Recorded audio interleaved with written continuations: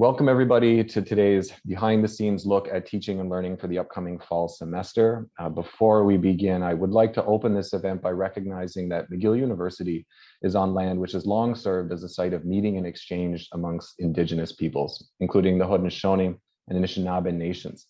We acknowledge and thank the diverse Indigenous peoples whose presence has enriched this territory on which peoples of the world now gather. And as a university, McGill is a place where learning is ongoing. And so I invite you to participate in that journey, not just with us here today, but beyond by learning a bit about the history and the peoples from wherever you're joining us. So to facilitate that, I'm going to share a link in the chat to a fantastic web resource called from native-land.ca. And if you're interested in learning more about the land that you're on or have lived, or if you want to learn more information about the treaties that were signed in those areas, I invite you to check out that link, native-land.ca. So my name is Alex. I work in teaching and learning services, and I'm the Associate Director for Student Learning and Development. Today, we're going to take a behind the scenes look at the teaching and learning context that we're welcoming students into this fall. And congratulations to all of you parents as we welcome your students, your new McGillians, into our community. Really excited about that. So at the level of the institution as a whole, McGill's been engaged in a very robust planning exercise to ensure a safe return to and commitment to and continued commitment to McGill's excellence in teaching. So we've learned a lot over the last year about how to create engaging teaching and learning environments, and that's built on our history of doing this before. And our instructors have worked tirelessly to modify, adapt, improve, and enhance their courses over time to bring us to this fall semester, which will include both in-person and online components, carry forward those lessons learned. And I commend McGill's instructors for all the work that they've done to prepare for this fall semester. So today I'm exceptionally honored to welcome two very special and exemplary McGill instructors representing two of McGill's largest faculties. That's Dr. Sergio Singh and Professor Ballan, who I'll introduce momentarily. But before I turn things over, I just want to make a few points of order. I invite you to please use the chat feature in Zoom to post questions. There's a button for this at the bottom of your screen if you're joining on a computer. You can engage and post questions as we go. And to get us started, I invite you to please write where you're joining from if you feel capable and interested. And to that end, I'm also excited to introduce my colleague, Jenny Ferris, who's an educational developer from Teaching and Learning Services, years of experience supporting instructors in the effective delivery of courses. She'll be pleased to engage with you all in the chat today, as will myself and our panelists. One other thing, if you would be so kind, I invite you to rename yourselves to the name used at registration so that my colleagues can follow up with the information and recording from today's session. There's some instructions being shared about that in the chat, but you can also rename yourself by right-clicking on your video box or by using the participants menu and right-clicking on your name and selecting rename. But without further ado, you didn't come to hear from me, you came to hear from some of McGill's best, and we have them here today. I'm going to start by introducing Dr. Pallavi Sergio Singh, a faculty lecturer in the Department of Chemistry. And among other courses, she teaches and coordinates multiple large enrollment chemistry courses, including general and organic chemistry. So before joining McGill in 2018, she completed her postdoctoral studies at the University of Chicago and her PhD at Pennsylvania State University, where her research focused on RNA enzymes, excuse me. So please join me in welcoming Dr. Sergio Singh, who will share her screen and now talk to us about her plans for the fall. Great, thank you so much, Alex. I'll share my screen and just, if you can confirm if it looks okay.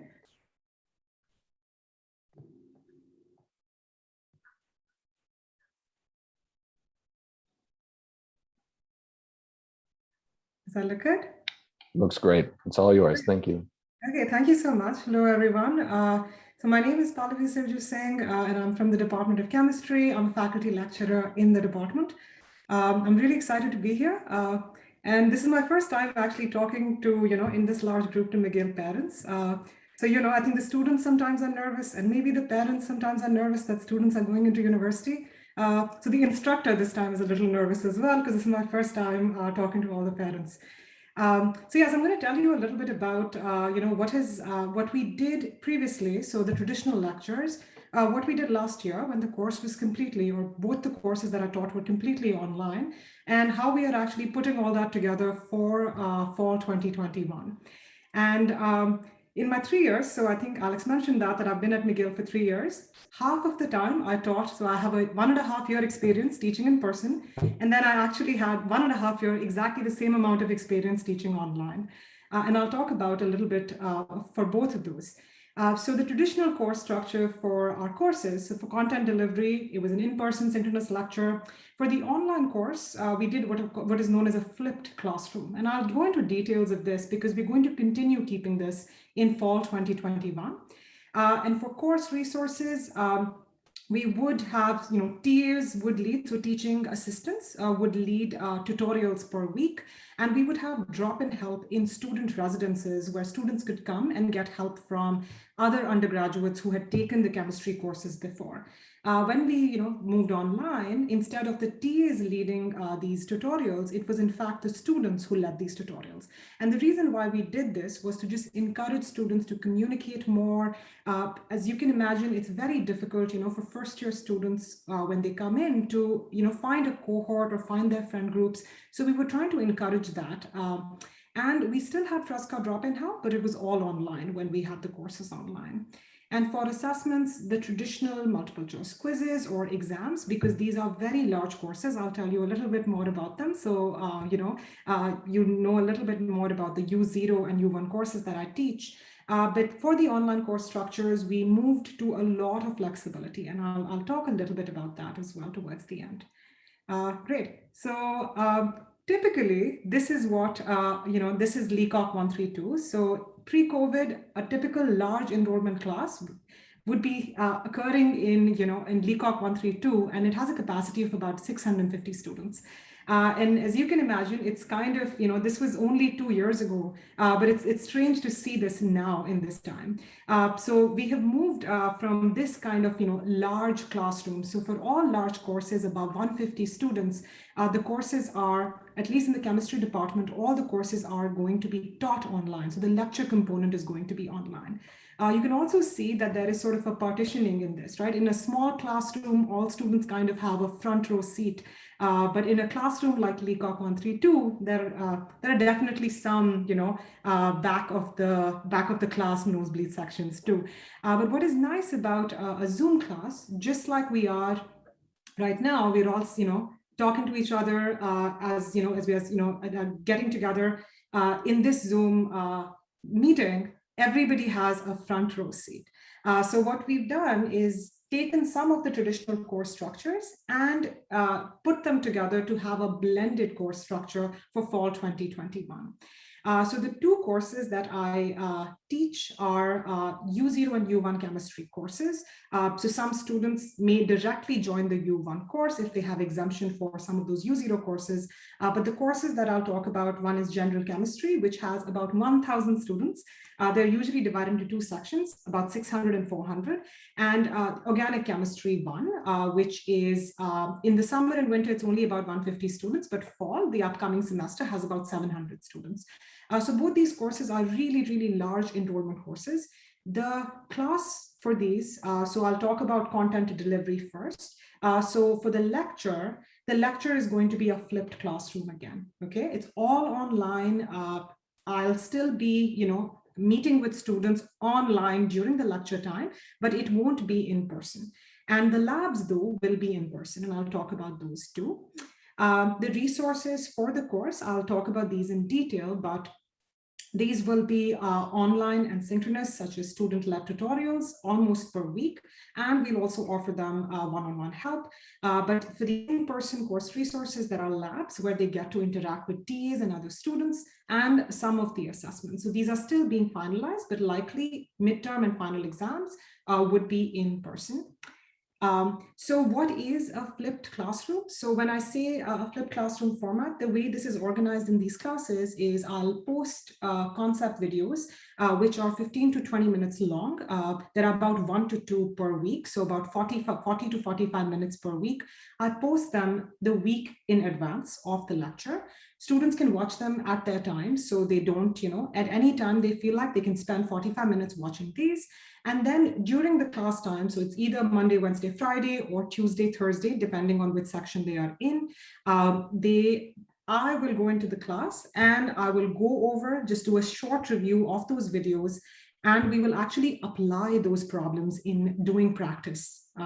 This is a really good way. So a lot of chemistry, of course, there's a lot of theory, there's a lot of application, but what we really want to engage students in is to understand how they can apply this chemistry to their day-to-day lives. And it's amazing how applicable it is. So these in-class problems, hit at those different levels and work towards applying all the concepts they learned from the video to some relatable problem.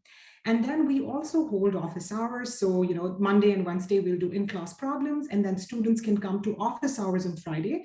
And if they still have some doubts, some questions, they can ask me those questions. I'll always be there. So this is how the class structure, and this is how the content is delivered. At the end of, once we finish the week, then we have, just to make sure that this material is really well, the students really understand this well, we do some small assessments, either like a quiz that is worth 1% or lower, or a tutorial or something of that sort. Okay, so this is how the whole sort of the weekly structure works for a Monday, Wednesday, Friday 60-minute class. The same thing would apply for a Tuesday, Thursday class. So as you can see, it's approximately 180 minutes per week of active engagement time with the instructor. So this is true either if it's 3 times a week or 2 times a week. And we follow the same structure for both these courses. And now the other thing is for student assessment, we are trying to have a lot of flexibility in assessment. If, for the 2 courses have slightly different assessment setup, but I'll tell you a general idea. In assessments, we allow students to drop 1 or 2 quizzes. And we also allow students to have more than 1 attempt per quiz. So, if there are any technical issues, they don't feel any stress about this. We've tried to sort of reduce that. Tutorials that are student-led, I'll talk about those a little bit too. They are allowed to drop 1, or if they don't want to do the tutorials, let's say they are more interested in the quizzes, we allow flexibility to switch the grades around for each student. For assignments as well, we allow if there are assignments during the course, we allow them to move that to the final assignment. So in general, at least for our department, for these U0 and U1 courses, we just build in a lot of flexibility so the students have a lot of choices and options. There are a lot of help and resources available for students. And one is the tutorial where students lead the sessions. We tell students, okay, come prepared with this problem. And they will, they will go over these problems during the tutorials. They are TA-led, so the TA is there. We also have office hours with either the instructor or the TA in person or online. We also have one-on-one help with team mentors. So students can email us. We will match them up with an undergraduate mentor who's already a McGill student, has taken this course, and they can actually meet with them on a regular basis throughout the semester if they wish. We also have Fresca sessions. These were usually held in residence, but they will now be held online. But here, there is somebody always present to offer some resources 4 times a week to students. So, there are a lot of resources available, but, we just keep really pushing students to make use of these resources. For the labs, these are in person and they will occur in the Automass Chemistry building. It's a beautiful building. And the labs were actually revamped very recently to have these beautiful circular benches where students in one particular group led by a TA can interact. The number of students per group will be determined by public health guidelines. So the ratio is actually kept very small so that they can also maintain distance between themselves while they perform these experiments. These again, the labs are TA-led and facilitated. There are lab coordinators present within the labs to facilitate anything else that is needed. The entrance and the exit to the labs will have any necessary precautions that are needed. But this is sort of the structure of the labs. For the labs, not all experiments will happen in person. So the labs are arranged in such a way that there is flexibility given to students to organize some online component as well. Great. So my final thing that I wanted to say was, my final thing that I wanted to say that I know you're very proud and you're very excited for your kids to come to McGill and join McGill University. I can go on talking about how great the university is and how wonderful the department is. And I'm sure you've heard a lot of it already, so I won't sort of belabor that point. But I just want to add that Montreal is also a wonderful city. It's extremely affordable. I wanted to put up some pictures of the food that I like. There is just too many. It's great, and it's a great city to live in too. And I'm really excited to teach the incoming students. It reminds me of the time when I was an incoming student. At the end of the year, let's say my enthusiasm is waning a little bit, but come fall semester, because the students are so excited, or the beginning of the semester, students are so excited, it kind of, I get excited through them. So I'm really excited to teach, and I'll be happy to answer any questions. Thank you so much. Thank you so much, Dr. Sergio Singh. It was wonderful to hear about the flipped classroom model that you're using and the flexibility in assessments as well. Absolutely wonderful. And I definitely think people might be interested in those food recommendations. So I certainly invite parents to ask questions about that in the chat. I may learn a thing or two. I've only been in Montreal about 6 years, and I could eat my way through the city for the rest of my life very, very happily. So definitely we can invite questions on that in the chat as well. So it's going to be my pleasure now to introduce our next speaker. Professor Manuel Ballan is the Associate Dean for Student Affairs at the Faculty of Arts. He's also the Director of the Institute for the Study of International Development and an Associate Professor in Political Science and International Development Studies at McGill. He's the recipient of multiple teaching awards, including the 2019 McGill Principals Prize for Excellence in Teaching. His research focuses on corruption, transparency, and anti-corruption policies, political competition, media and politics, scandals, and the rule of law. So before coming to McGill, he received his PhD from the University of Texas at Austin and a law degree in Argentina, where he's originally from. Please join me in welcoming Professor Ballan. Thank you, Alex, and welcome everybody. It's great to see so many people around here interested in how things are going to run this year at McGill. So let me share my presentation 1 second. Here. Okay, hopefully everybody can see this. Let me start the slideshow here. Okay. So again, thank you, Alex, for the introduction, and thanks to TLS for organizing this and for doing this outreach. I think it's really important for you to know how things operate in any semester, and even more so in a semester such as in the year that is upon us right now. So let me tell you a couple of things about blended teaching and sort of this back to the classroom scenario that we're looking at for the most part. So first, a little bit of a backstory.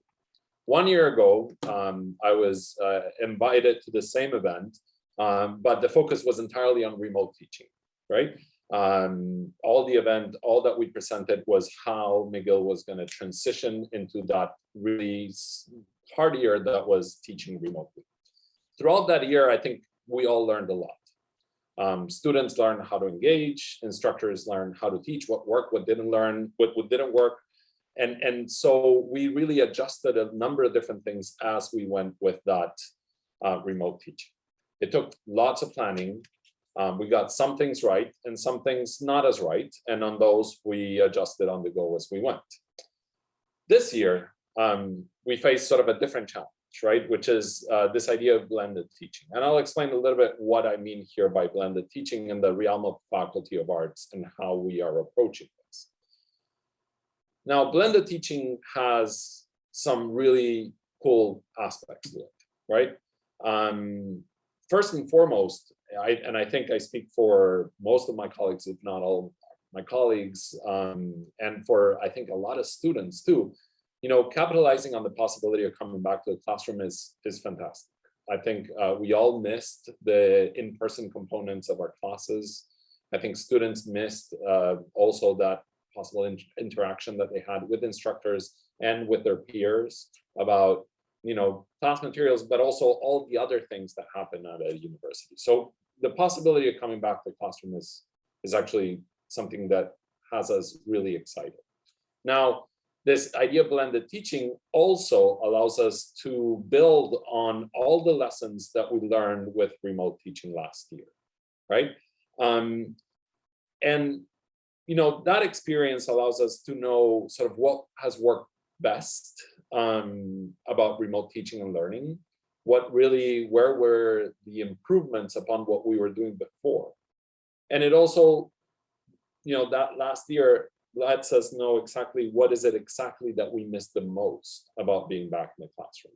Where were the main issues? What is so attractive about being back in the classroom and having in-person teaching? And I think this was a learning experience for all of us. And I think this year, in many ways, is really exciting because it allows us to sort of go back into the classroom with a purpose, with an objective, knowing what we missed. And I think that's really good. So let me tell you a little bit about what teaching will look like in the Faculty of Arts. So most classes will be primarily in person. About 85% of the classes will have a classroom assigned, will meet mostly in person, primarily in person. I'll explain why I'm saying primarily in a second. And then some classes, around 15% of the classes offered by the Faculty of Arts, will be primarily remote. Remote and online are, according to us, not exactly the same, right? Remote delivery implies that there is still this ongoing discussion and connection between the instructor and the students, even though the platform used for that interaction might not be in person, it might be using a computer online, Zoom, or some other tool, right? But it's not a fully online class where a student just goes and the platform is there and they have no interaction with anybody, right? Remote delivery has an aspect of interaction. So which courses will be primarily remote? Generally, very large classes, right? Classes that are about over 150 students. And the reason for why this is happening is twofold, right? On the one hand, there's still a lot of concerns with the health situation, of course, in Montreal as well as in the rest of the world.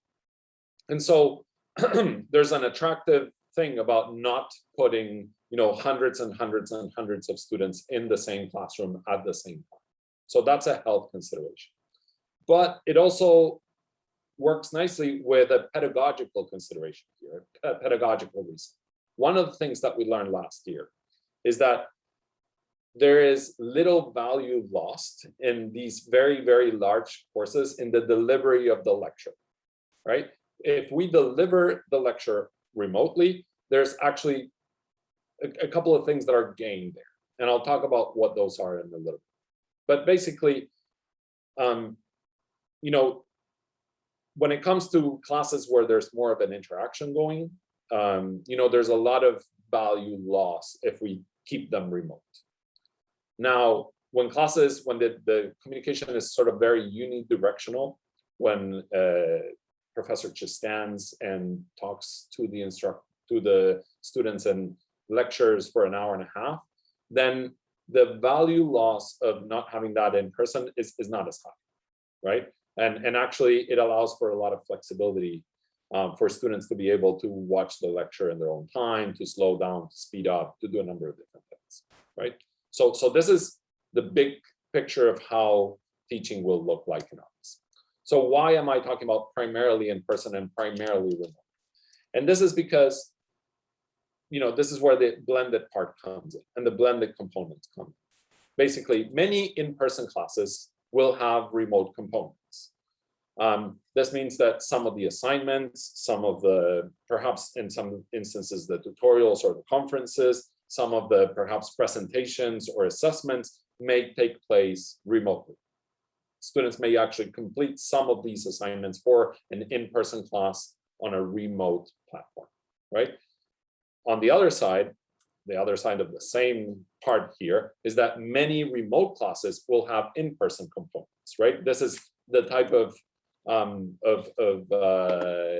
arrangement that Pallavi was mentioning before in the presentation before, right? So a class where the lectures are mostly delivered remotely, but that there are in-person components, such as, again, the tutorials or labs or different things. Less so labs in the case of the Faculty of Arts, for sure. So in all of these instances, and we've reviewed all of these instances where the classes are being delivered both in person and remotely, the blended approach, this approach of mixing both, of having both in-person components and remote components, has pedagogical reasons.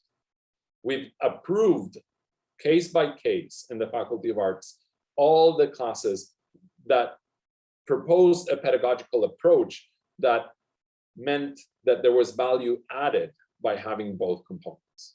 So whenever you see a class that is blended, that has both components, it's never because of an instructor preference to sit in their home and teach in a certain way, but rather because there's been an argument articulated about what is added by that blended teaching approach. Okay, so that is, I think, really important for all of us to know. So let me tell you some highlights of blended teaching. So blended teaching in general allows us the remote component of in-person classes allow us to perhaps bring external speakers, invited lecturers from all over the world, right? This happened last year, where, for instance, in one of my classes, each week I had one guest from somewhere in the world. Last year I was teaching Latin American politics. And so I had experts from Latin America, from Europe, from different parts of the world, with different backgrounds, explaining sometimes their own work to students. That was the first year that I was able to do that, right? And many instructors did things like this with their classes. I think this was fantastic. And it was by far my favorite thing about last year remote teaching, right?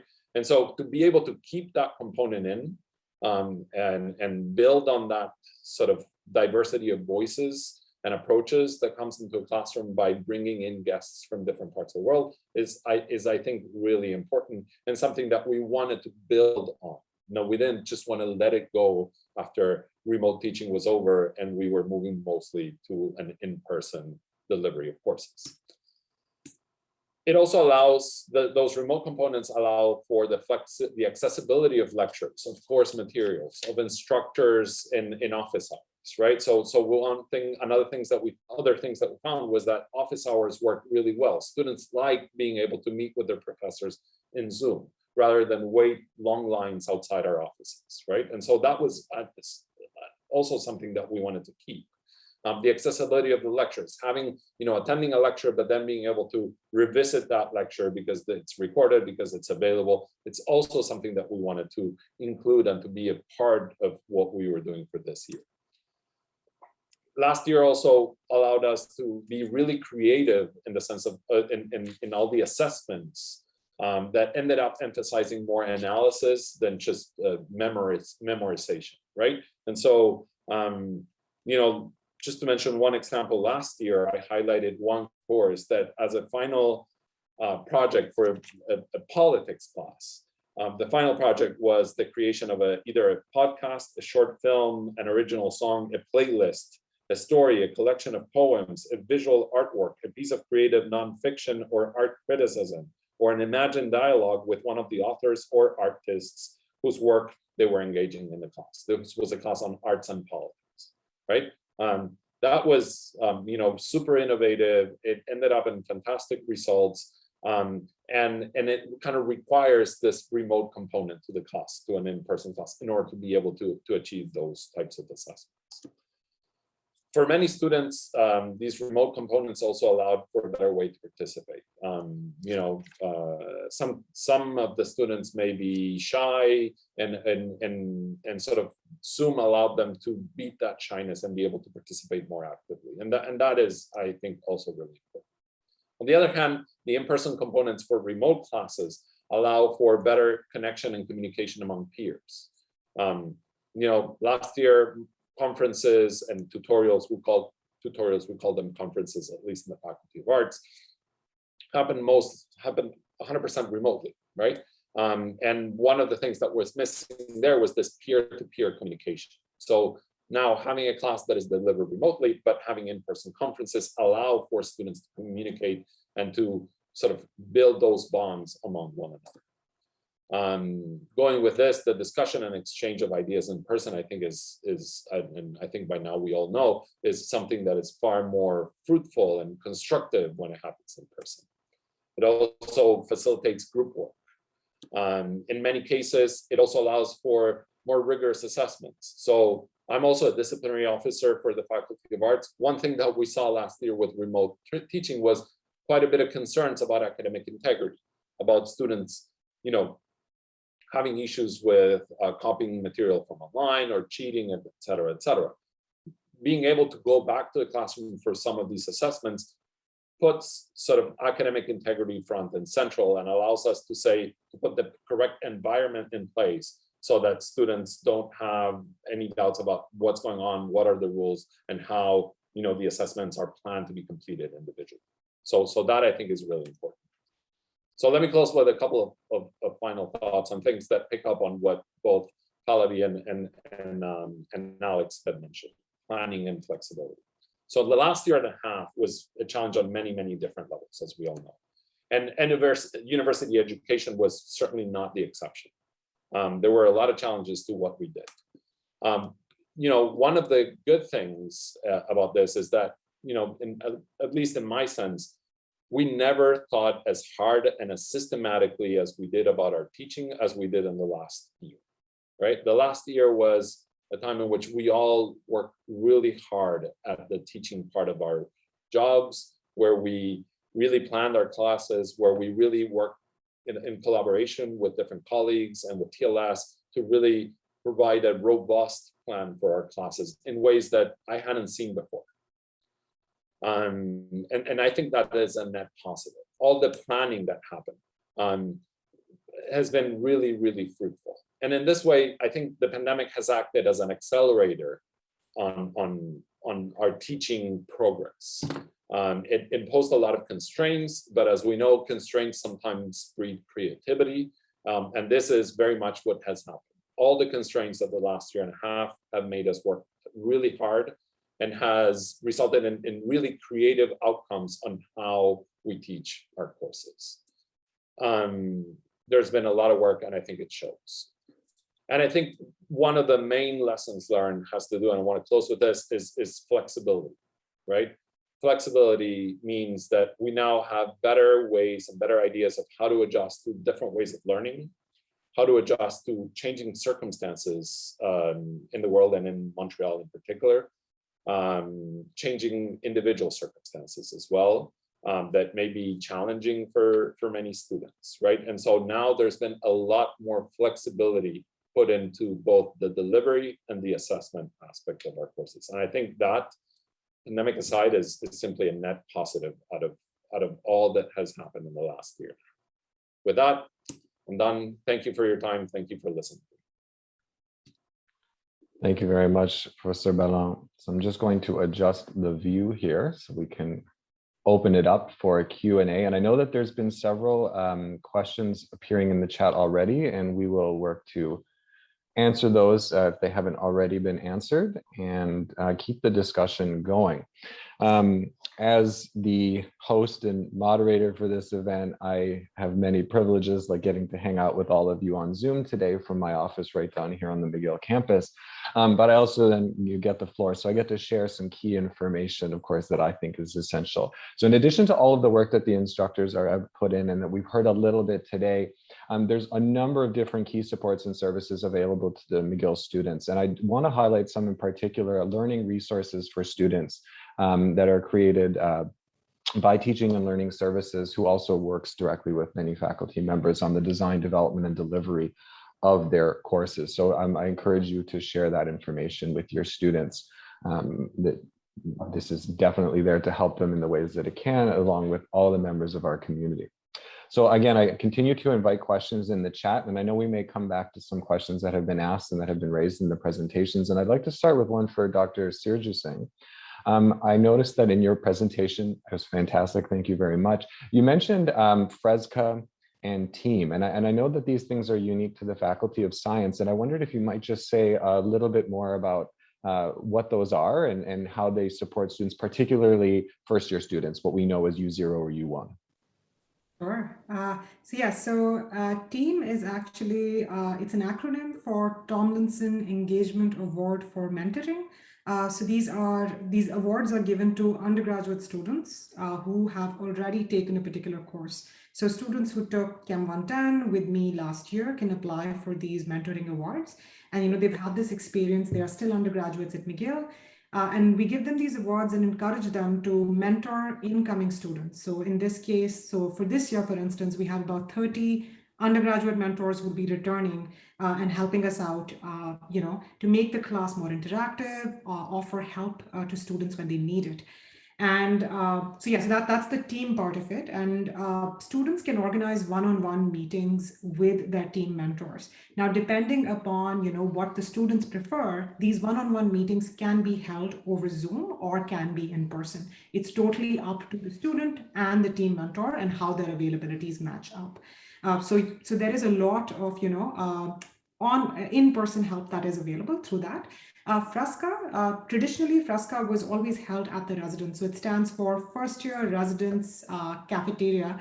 That's what the Fresca acronym comes from. And it used to be, it's one place where students can get help for not just chem, but math, bio, and physics. So they come to one online forum and they can get help for, in fall 2021, because it's very difficult to organize all the students coming in together to get all this help in person, keeping public health guidelines in mind. This will all be online for fall 2021. And again, this is if a student needs help with, let's say, chemistry, and then also has questions with physics, because there's a lot of overlap in these courses in U0 Faculty of Science students, they can get help at one place. This is Fresca and team. Thank you so much. It's always helpful, even for myself, to get a reminder that these fantastic programs exist in specific faculties. And depending on which faculty your student is entering today, there will be other different types of programs and opportunities available to them, and they'll have ample opportunity to engage with advisors and supports in their faculty to make them aware and help them transition into the start of the university. My next question, I'll actually ask it of both of you, but maybe I'll start with Professor Ballan. I'm curious, so what role and how do teaching assistants support the work that instructors and students are doing in the successful fulfillment of courses, so assessments and participation and so forth? Yeah, so teaching assistants, first, what we need to understand is that teaching assistants are not there in every single course that is offered at McGill University, right? So teaching assistants are usually there in courses that are of a certain size or larger. That size may change, but it's usually around 65, 70 students. Those courses already get a TA, right? And so TAs have a set of different roles in classes and can enhance sort of the student experience in many different ways. So on the one hand, part of what TAs do in most of these classes is hold smaller section discussions, what is called tutorials in some cases, conferences in others, et cetera, et cetera. And those are more discussion-based meetings between groups of students that are moderated by the TA, right? And this allows, students who may actually not feel all that comfortable sometimes asking a question in a large lecture hall to do so in a smaller setting with their peers, right? I think this is a big part of what happens. So TAs allow sort of instructors to have an ear closer to the ground to understand what's happening in the minds of different students as they go through the learning process that any class implies, right? And this allows us also, as we communicate with the TAs, to make adjustments and to make sure that the content is being delivered in a way in which it makes sense to students as well. TAs are also there to facilitate any individual issues that students may be facing. If they have questions about material, or if they are struggling with certain things, they can come to the instructor. But think about it, if we're teaching like Pallavi does, a class with 1,000 students, if every single individual question from 1,000 students is going to Pallavi, well, she's not going to get to answer a lot of those, right? It's going to be really hard for her to address all of those questions. In those cases, TAs allow for answering and having more immediate contact with students. That's all one side. on the other side, the TAs can also be really helpful with assessment, with helping us grade and evaluate students and look at their work and provide sort of the follow through on their projects as they go. Thank you, Professor Ballan. Dr. Sergio Singh? Sure. I think Manuel has already covered everything that I would have said, so I don't want to spend too much time on this. But I think somebody had asked whether students, so whether what TAs are, whether they're grad students or they're undergrads. So again, it depends, I think, from department to department. In chemistry, all of the TAs are graduate students in either their master's program or their PhD programs. In some departments, I know very senior undergraduates can also serve as TAs. And we also use TAs for a lot of moderation because we use a learning management system, which is My Courses. And we open discussion boards for students to post questions. And quite often, TAs will go in there, answer questions there as well. So we use TAs very extensively for this. For us, for tutorials, TAs are there to moderate the discussion. So the students are going to be the ones who are going to communicating with each other, and answering each other's questions. And they are also going to present problems during these tutorials. So we tell them, okay, student A, you're going to present this question number 1 this week. Go ahead and do it. And then the TAs, just encourage them, much more like a real life scenario where, in real life, we're not going into, write an exam in a particular time. Usually you're, asked a question and you're answering it. So that's what we encourage in these tutorials, and TAs moderate that. And for grading, TAs are really, really helpful, which I think has already been mentioned. And I think that is it for, there's nothing else that I can think of. So in the Faculty of Arts, there's a requirement that all TAs are grad students. And so absolutely all TAs in the Faculty of Arts are either MA or PhD students. And I just simply to add to that is these teaching assistants also, in addition to their subject matter knowledge, being graduate students in their capacity, working directly with course instructors and students, also receive training on a variety of different issues related to pedagogy and have access to resources and support to help them in that role. I like to think of them as the and in teaching and learning. They both being employees and students, that they help that function. So I'd like to come back. There's been a number of questions and comments in the chat about concerns. It's that, yes, we've all spent a lot of time indoors and alone, and we're lacking social interaction. And we know that when it comes to engagement and learning, being able to interact with other people and problem solve in real time, as opposed to perhaps from the same place where we eat, sleep, and so forth, being able to have those in-person components are really key. So for students right now and parents who are privy to it, seeing that, oh, I have a course that's online, is that really the final word? It's like, okay, I don't have a room, therefore the course is really online the whole way through. So when might students learn a bit more of the specifics of how much in person there would be in this online course, and how might that unfold over the course of the semester? And so either of you, if you'd like to take that one on. I can do it, Pallavi, if you want. So let me say a couple of words on this. The first thing that I'll say is that both in the Faculty of Arts, but I know that similar efforts have been put in place in different faculties. There's been a strong push to have every course, not only those scheduled for in-person teaching, but also those that are scheduled for remote teaching, to have some sort of in-person component, to have some basis in which students will be meeting, perhaps in smaller groups, perhaps for different activities, but an in-person component to all classes. I can speak more about what's happening in the Faculty of Arts. I think it's like, if not all, there's very few exceptions to this rule. There's very, very few courses that have no in-person component. Now, let's be clear. An in-person component doesn't mean that the lectures will be in person. For large courses, lectures, when having been already scheduled to be delivered remote, will remain remote for the remaining of the fall term. Okay, so classes that currently are scheduled to be delivered, let me say that very clearly. Classes that are currently scheduled to be remotely delivered will continue to be remotely delivered for the duration of the fall term. Okay? The caveat to this, once again, is to understand that at least in the Faculty of Arts, 99% of remotely delivered courses will have in-person components that are extensive. Extensive meaning sometimes as much as half of the time for the class will be taken up by some level of in-person activity. Okay, so this is what we are striving for in many ways. And again, the reason for this is twofold. On the one hand, in the last year, we learned what works remotely, right? And sometimes the delivery of lectures in smaller sections, in smaller timeframes, in 15-minute increments, instead of like having to sit down for a full lecture for 3 hours, makes sense, works for students. They learn better when they are able to sort of divide the content in chunks and acquire it chunk by chunk at their own rhythm, rather than having to sit down frantically for 3 hours and take notes. So that is one very important consideration.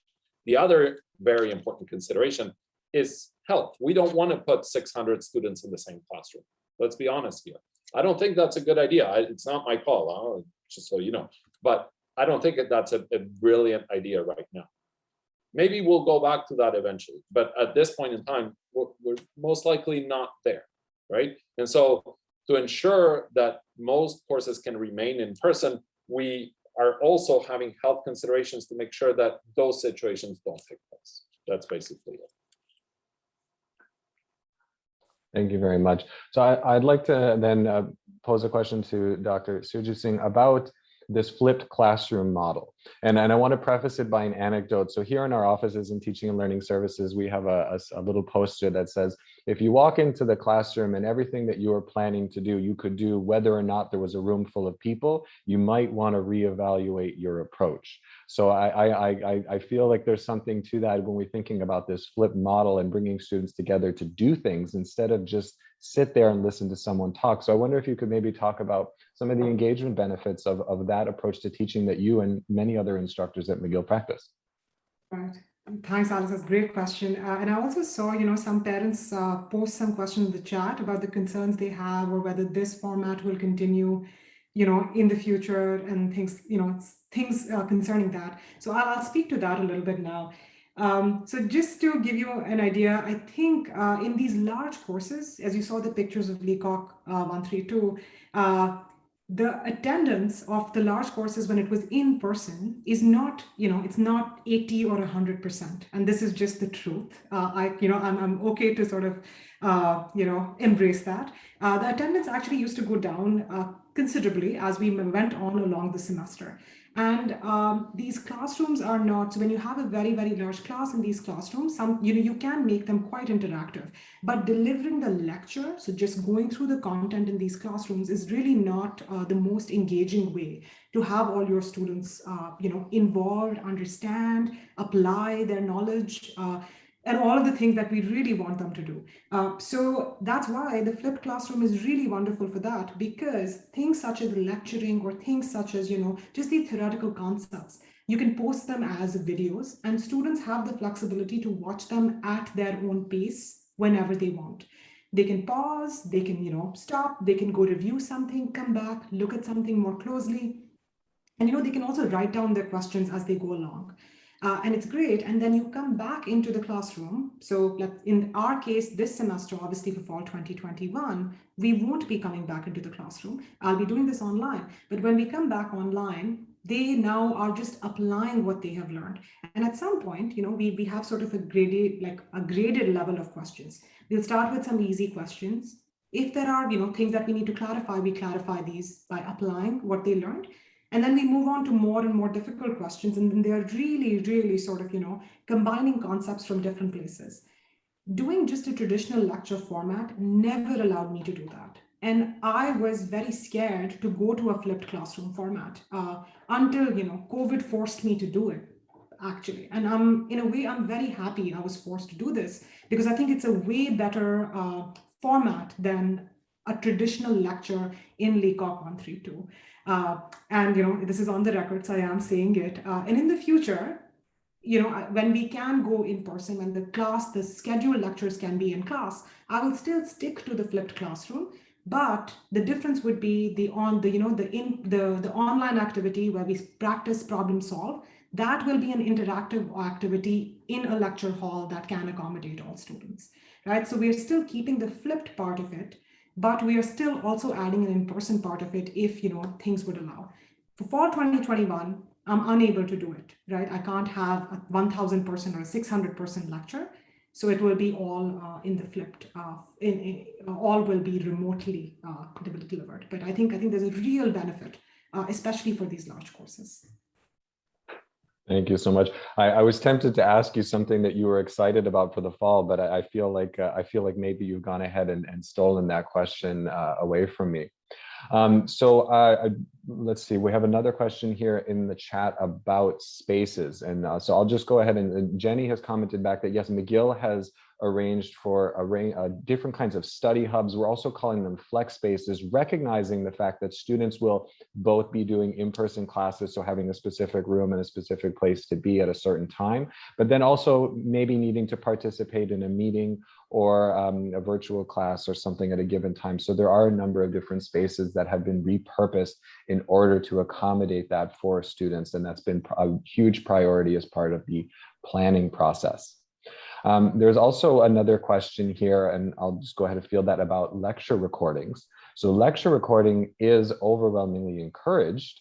There are a number of rooms that have lecture recording systems set up for in-person teaching.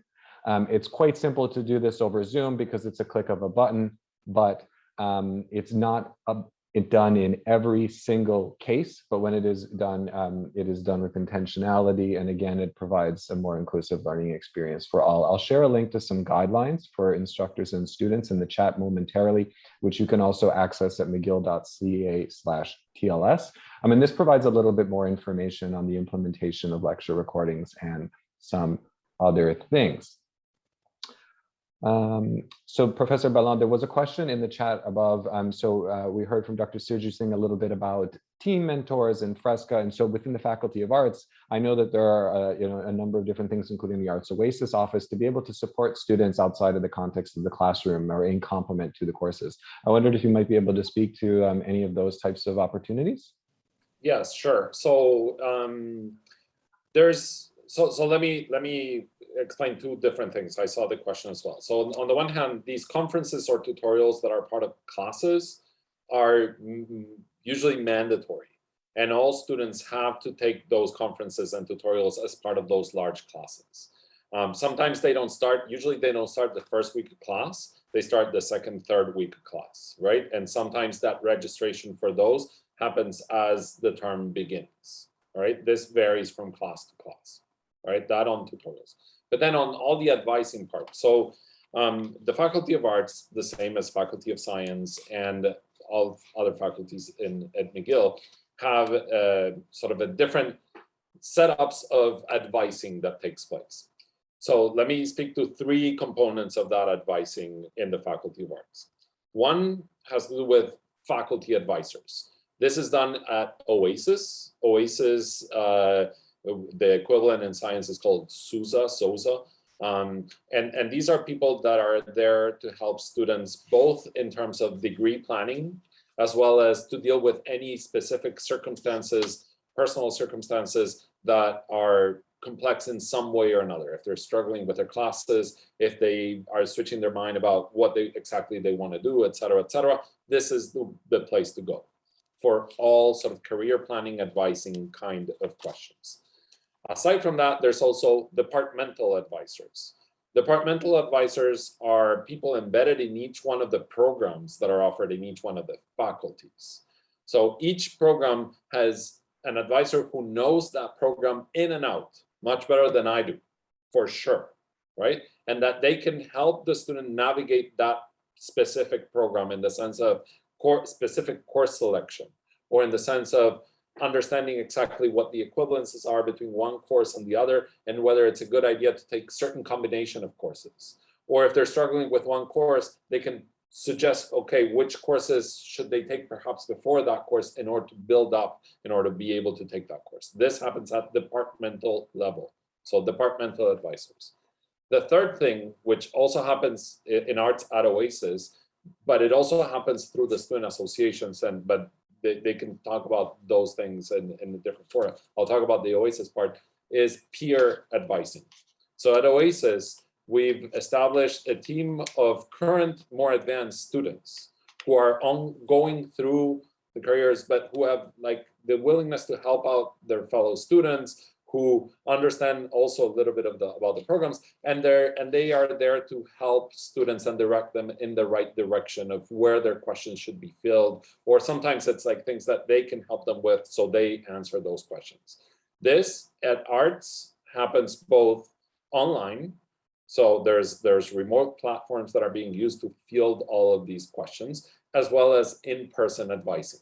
Okay, starting next week, there will be in-person advising at OASIS with appointments in a secure way, et cetera, but it's already student-facing in-person advising as we did before. Okay, so both online and in-person.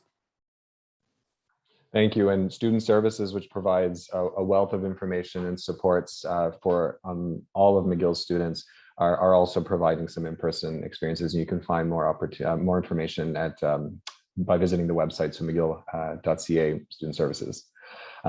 We are nearing the end of the time, assuming that my clock is correct, but I have tremendous faith in this clock after spending a lot of time with it over the last year and a half, using the same device. I want to invite, if there are any final words from Dr. Sergio Singh or Professor Ballan, if there's a final remark you'd like to make, and of course, no pressure, but here I've created the pressure, so I apologize for that. I invite you to make those remarks, and then we'll transition into a close.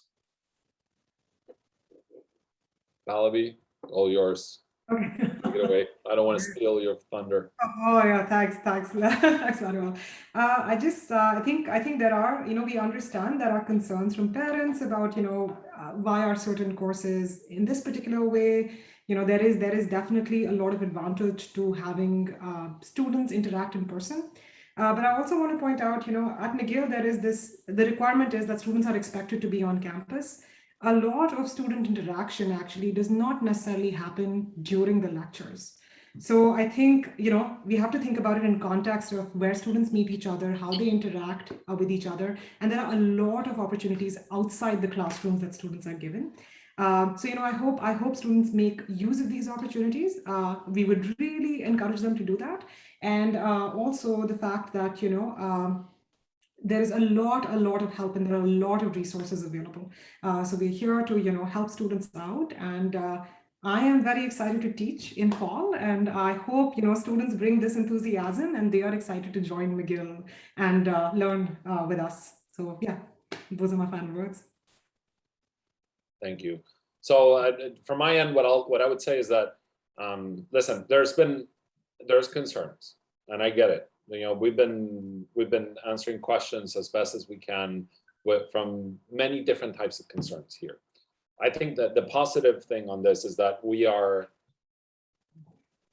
better prepared. We have planned a lot better than we have ever had in the past to deliver a robust set of courses in different faculties, and to make the most out of the technological tools that we learn how to use and how to employ in the last year and a half, right? And so just as Pallavi was saying that flipped classrooms would not have been her comfort zone before the pandemic. This has happened to a lot of people. And, and Alex can speak to this. There's a lot of research that shows that, different people learn in different ways. And that sort of mixed approaches where the information is presented in different ways for different people better adjusts to that learning experience. So in fact, for this year, I'm actually really happy and excited that what's happening at McGill is that a lot of learning happened, and that learning is materializing in what I think will be a fantastic sort of robust delivery of courses for this year. And my hopes are for the best for this year, actually. Last year, teaching online was hard for everybody. Learning online was hard for everybody. Now we can really enjoy being back to a great extent. And that I think is really exciting. Thank you very much, Dr. Sergio Singh and Professor Ballan, for taking the time to share elements of the planning and some excitement and optimism about the teaching and learning context. We're on the cusp of the fall. I want to thank all of the parents who joined here on the call today and congratulate you again as we welcome your new McGillian into our community. We're really excited to have them here and to make it as engaging and positive a learning experience for them throughout their journey through McGill, no matter how long or short. We often hire many students in my unit, so they stay around quite a while. I want to also conclude by saying that this is a small group of people joining us today from McGill, but a representative of many across the institution working in many different capacities who are here to help the students in the ways that they can and are very much looking forward to doing that.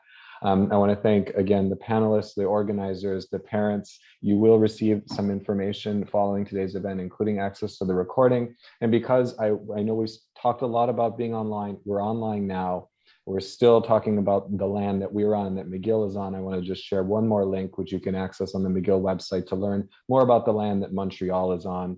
And that's all from me. Thank you so much, each and every one of you. Enjoy the rest of the week. If you're in Montreal, it is hot. Enjoy it, and all the best as we transition to the start of the fall semester.